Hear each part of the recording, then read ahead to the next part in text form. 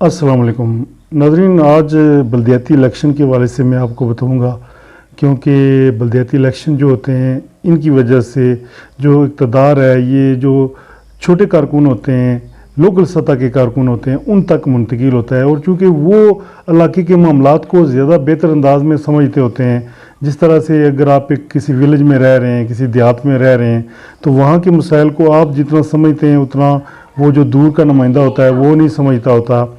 इसलिए ये ज़रूरी होता है कि बलदियाती इलेक्शन का इनेकाद किया जाए, और जो जमहूरी मुल्क होते हैं वहाँ पर जो है ना बलदियाती इलेक्शन करवाए जाते हैं। बाज़ मुल्कों में ये तातल का शिकार रहते हैं, जैसा कि अगर पाकिस्तान की मैं बात करूँ तो बड़े लंबे अरसे के बाद बलदियाती इलेक्शन का इनेकाद हुआ है।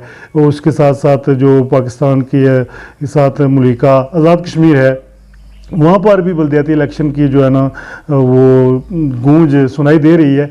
तो इस वाले से मैं समझता हूँ कि बलदियाती इलेक्शन में हिस्सा लेने वाले जो उम्मीदवार होते हैं उनको मालूमात होनी चाहिए कि अगर वो अपने इलाके की नुमाइंदगी करना चाहते हैं, बलदियाती इलेक्शन के अंदर हिस्सा लेना चाहते हैं, तो उनके लिए क्या क्या ज़रूरी जो चीज़ें होती हैं, ताकि अगर वो पार्टिसिपेट करें तो उस वक्त उनको एक काम आ सकें।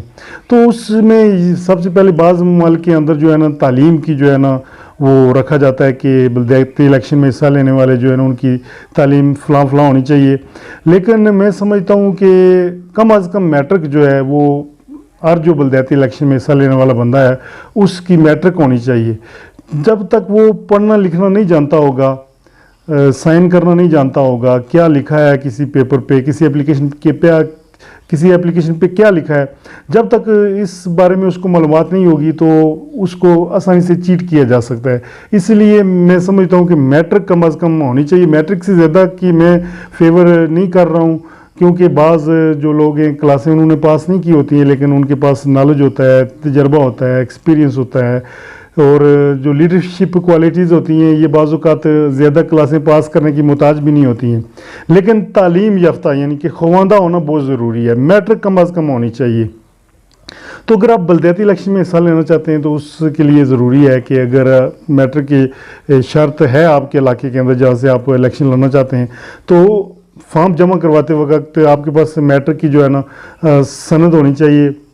और मैं अगर आज़ाद कश्मीर की बात करूं तो यहाँ पे उम्र जो है ना 25 साल अभी तक की जो मालूमात हैं, इसमें चेंजिंग भी हो सकती है आने वाले वक्त में, लेकिन फ़िल वक्त की जो मालूमात हैं उनके मुताबिक आप जब कागजात नामज़दगी जमा करवाते हैं रिटर्निंग ऑफिसर के पास, तो उम्र आपकी जो है ना 25 साल होनी चाहिए उस वक्त।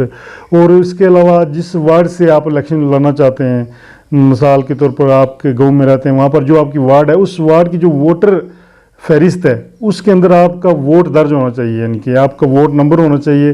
वो जो है ना आपकी फ़ोटोकॉपी भी आपको साथ लफ करनी पड़ती है कि मेरा वोट इस वार्ड के अंदर दर्ज है। अगर आप डिस्ट्रिक्ट काउंसिल का इलेक्शन लड़ते हैं, यूनियन काउंसिल का, तो वहाँ पर उस यूनियन काउंसिल के अंदर आपका वोट दर्ज होना चाहिए। अगर आपके वार्ड के अंदर नहीं है लेकिन यूनियन काउंसिल के अंदर आपका वोट दर्ज होना चाहिए, तभी आप यूनियन काउंसिल का या डिस्ट्रिक्ट काउंसिल का इलेक्शन लड़ सकते हैं। उसके लिए जब आप कागजात नामज़दगी जमा करवाते हैं तो एक बंदा जो होता है आपको तजवीज़ करता है, ठीक है ना। वो तजवीज़ कनिंदा जो है वो आपकी उसी वार्ड से उसका तल्लुक़ होना चाहिए जिस वार्ड से आप इलेक्शन लड़ रहे हैं। अगर आप डिस्ट्रिक्ट काउंसिल का इलेक्शन लड़ रहे हैं तो वो तजवीज़ कनिंदा जो है उस यूनियन काउंसिल से होना चाहिए, ठीक है, तभी वो आपको तजवीज़ कर सकता है। उससे बाहर का बंदा आपको जो है ना तजवीज़ नहीं कर सकता है। ये मैं अगर आज़ाद कश्मीर की बात करूँ तो वहाँ पर इस तरह के रूल्स रेगुलेशन हैं। तो तजवीज़ कनिंदा जो है वो आपका उसी वार्ड से होना चाहिए या उसी यूनियन काउंसिल से होना चाहिए जहाँ से आप वार्ड का इलेक्शन लड़ रहे हैं या डिस्ट्रिक्ट काउंसिल का इलेक्शन लड़ रहे हैं। अब बात अगर की जाए फ़ीस की कि फ़ीस क्या आप पे करनी पड़ती है, तो फ़िल वक्त तक इसमें तब्दीली भी हो सकती है, चेंज भी हो सकती है, चेंजिंग भी आ सकती हैं, लेकिन फ़िल वक्त तक अगर आप वार्ड का इलेक्शन लड़ना चाहते हैं, यूनियन काउंसिल की नशिस्त के लिए अगर आप लड़ना चाहते हैं तो 5,000 मेरे ख्याल में फ़ीस है। और टाउन कमेटी के नशिस्त के लिए भी टाउन कमेटी की नशिस्त के लिए 8,000 फ़ीस है, और म्यूनसिपल कमेटी की नशिस्त के लिए 10,000 फ़ीस है। और अगर आप डिस्ट्रिक्ट काउंसिल यानी कि यूनियन काउंसिल का इलेक्शन लड़ना चाहते हैं तो उसकी भी फ़ीस जो है ना 10,000 है।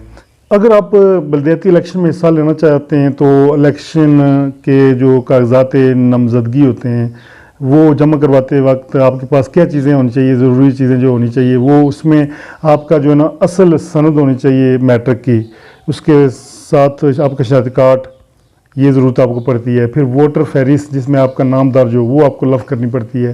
اس کے علاوہ آپ کو ایک بیان الفی دینی پڑتی ہے جس میں آپ کو یہ بیان کرنا پڑتا ہے کہ آپ سرکاری ملازم نہیں ہیں اور آپ پر کسی قسم کا کوئی جرم عائد بھی نہیں ہے، اور یہ چیزیں آپ لفظ کریں گے تو آپ ریٹرننگ آفیسر کے پاس اپنے کاغذات نامزدگی جمع کروا سکتے ہیں۔ میں امید کرتا ہوں کہ یہ معلومات میں آپ کی اضافہ ہوا ہوگا اور آپ یہ معلومات دوسرے لوگ کے ساتھ بھی شیئر کریں تاکہ جو لوگ بلدیاتی الیکشن میں حصہ لینا چاہتے ہیں یا جو نئی بھی لینا چاہتے ہیں ان کے نالج میں اضافہ ہو سکے۔